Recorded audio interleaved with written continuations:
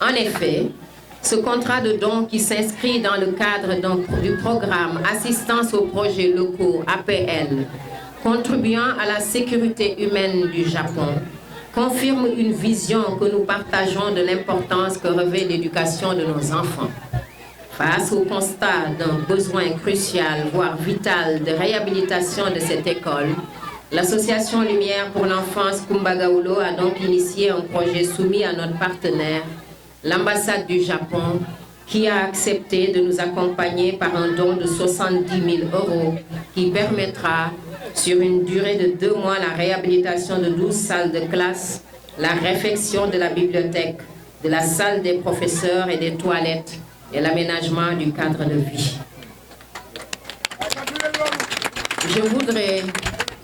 Je voudrais ici réaffirmer tout l'intérêt que nous portons à la qualité des travaux, au respect des obligations contractuelles, notamment en termes de délai d'exécution, pour que l'école élémentaire Pikine 17 soit cet espace convivial, doté de toutes les commodités requises pour des conditions les meilleures d'études, au grand bonheur des enseignants à qui je rends hommage pour la noblesse de leur mission sacerdotale de former et d'éduquer nos enfants appelés à prendre la relève et à assumer leur part contributive à l'œuvre de construction nationale. Au personnel administratif et technique, dont le rôle dans l'écosystème scolaire est aussi important, et aux parents d'élèves qui ne ménagent aucun effort, aucun sacrifice pour permettre aux enfants d'étudier. Je vous invite à l'effort, chers enfants, pour acquérir les connaissances, le savoir-faire et le savoir-être pour notre pays,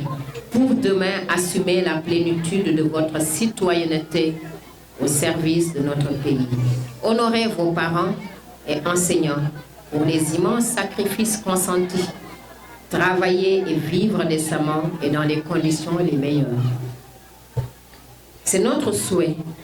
c'est notre espoir, c'est aussi notre conviction que les défis multiples qui jalonnent la voie pour le développement peuvent être relevés.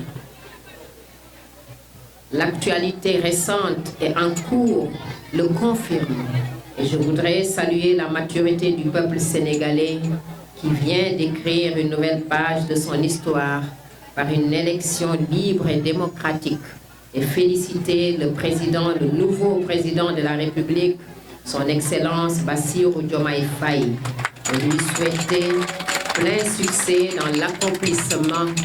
de sa noble et exaltante mission. C'est sur cette note, sur cette prière et cette note d'espoir que je voudrais terminer